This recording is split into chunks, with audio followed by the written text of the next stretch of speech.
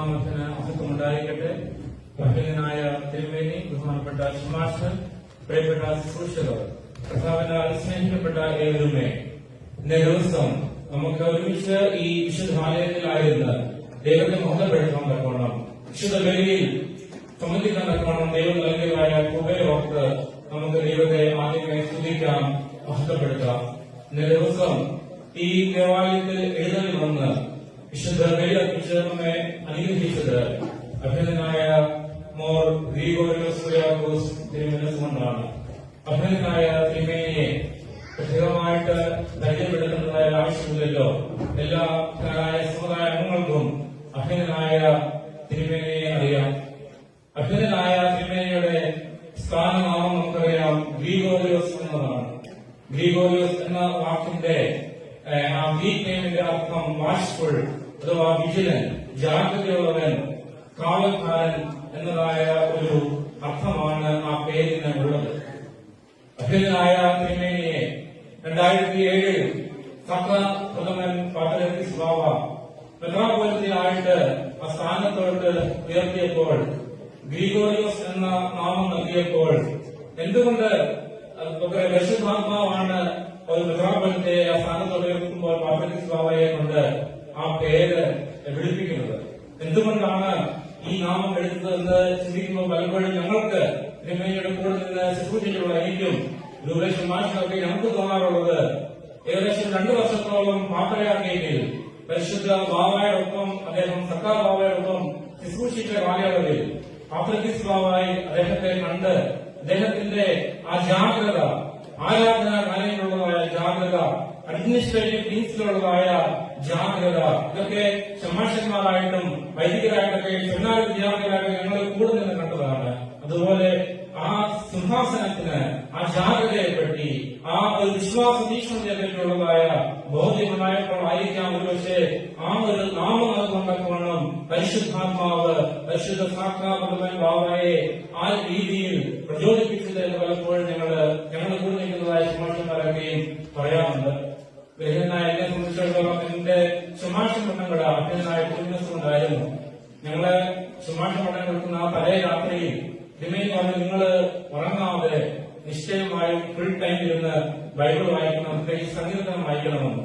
ഞങ്ങള് അവിടെ നിൽക്കുമ്പോൾ രാവിലെ 2 മണി വരെയും തിരുമേനി വന്ന് ചെയ്യുകയായിരുന്നു. ഞങ്ങള് ഉറങ്ങുകയാണോ?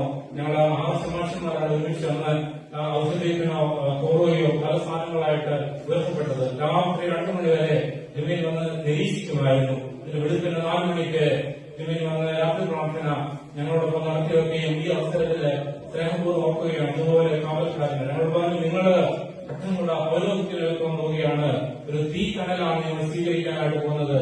അതിനുവേണ്ടി നിങ്ങൾ ജാഗ്രതയോടുകൂടെ ഈ രാത്രി മുഴുവനായിരിക്കണം എന്നൊക്കെ പറഞ്ഞുള്ളതായ ആ തിരുമേനിയുടെ ആ ഒരു വിശ്വാസ തീക്ഷ്ണതയും ആ ഒരു ജാഗ്രതയും സ്നേഹപൂർവ്വം ഓർക്കുകയാണ്. നമുക്കറിയാം, സുറിയാനി സഭയുടെ അല്ലെങ്കിൽ ക്രൈസ്തവ സഭാ ചരിത്രത്തിൽ ഗ്രിഗോറിയോസ് എന്ന നാമമുള്ള അനേകം പേരുണ്ട്. അതിൽ ഏറ്റവും പ്രശസ്തരാണ് മസിയാൻസിലെയോ ഗ്രിഗോറിയോസ്, ഇതോടൊപ്പം തന്നെ ഹുദാഖാൻ ക്രോഡീകരിച്ച ഗ്രിഗോറിയോസ്. ഈ 2 ഗ്രിഗോറിയോസന്മാരുടെ ഒരു ശ്രേഷ്ഠത എന്ന് പറയുന്നത് അവര് അറിവിന്റെ ശ്രീഭുനായങ്ങളായിരുന്നു എന്നതാണ്.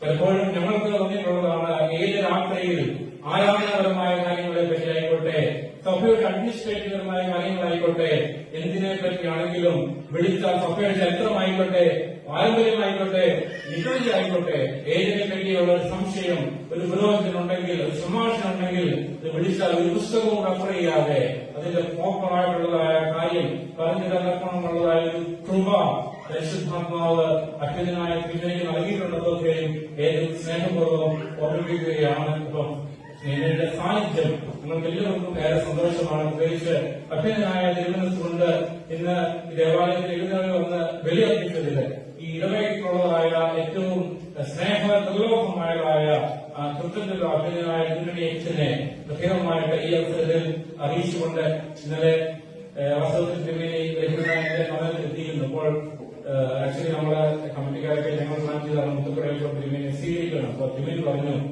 നാളെ ഞാൻ വരുന്നത് വിശുദ്ധ ബലി അർപ്പിക്കുവാനായിട്ടാണ്. കർത്താവിനാണ് അവിടെ ഏറ്റവും പ്രാധാന്യം. ഞാൻ കർത്താവിന് കൃപ അർപ്പിക്കുവാനായിട്ട് കടന്നു വരുന്നത്. മുത്തുപ്പുഴ ഉണ്ടെങ്കിൽ ഞാൻ തിരിച്ചു പോകും. അങ്ങനത്തെ ഒരു ഇതും വേണ്ട. കാരണം ശ്രീയാനി സഭയുടെ പാരമ്പര്യം തിരികെത്തിച്ച കർത്താവിന്റെ ക്രിസ്തുവിന്റെ പ്രകാശം അത് ഞാൻ വഹിക്കുന്നു എന്ന ആ അർത്ഥത്തിൽ ഞാൻ ദേവാലയത്തിലൂടെ പ്രവേശിച്ചോളാം. അല്ലാതെ ഒരു തരത്തിലുള്ളതായ സ്വീകരണം എനിക്ക് വേണ്ട, അങ്ങനെ പാടില്ല എന്നതിന് വേണ്ടി നിശ്ചയമായിട്ട് അർപ്പിച്ചതുകൊണ്ടാണ് നമ്മള് വളരെ ചെറിയ രീതിയിൽ എനിക്ക് തീവെടുത്ത് സ്വീകരിക്കുന്ന രീതിയിലൊക്കെ സ്വീകരണങ്ങൾ ക്രമീകരിച്ചത്.